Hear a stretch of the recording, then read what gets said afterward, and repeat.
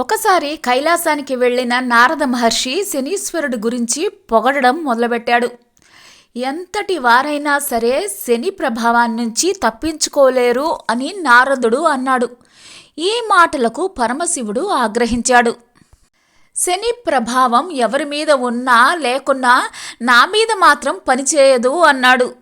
ఇదే మాటను నారదుడు యథాతథంగా శనిదేవుడి వద్దకు వెళ్ళి చెప్పాడు. దానికి సమాధానంగా శనిదేవుడు నా ప్రభావం నుంచి తప్పించుకోవడం ఎవరి తరమూ కాదు, ఇది సృష్టి ధర్మం అని చెప్పి పరమేశ్వరుణ్ణి పలానా సమయంలో పట్టి పీడించి తీరుతాను అని శనిదేవుడు చెప్పాడు. శని శపథం గురించి విన్న శివుడికి ఏం చేయాలో అర్థం కాలేదు. మాట నెరవేరితే తన ప్రతిష్టకే భంగం కలుగుతుంది అని భావించాడు. అందుకే శని చెప్పిన సమయానికి అతని కంట పడకుండా ఉండేందుకు భూలోకంలో ఒక చెట్టు తొర్రలో దాక్కున్నాడు.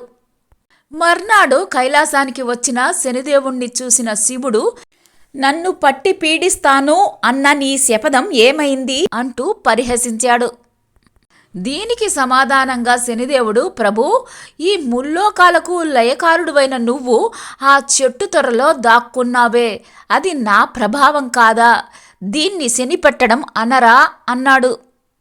శనిదేవుడి శక్తిని గ్రహించిన పరమేశ్వరుడు, ఈ రోజు నుంచి శని త్రయోదశి రోజు ఎవరైతే నిన్ను పూజిస్తారో వారికి నీ అనుగ్రహంతో పాటు నా అభయం కూడా దక్కుతుంది అన్నాడు.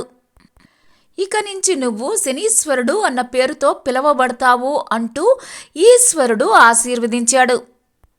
అప్పటి నుంచి శనిదేవుడు శనీశ్వరుడుగా పిలవబడ్డాడు.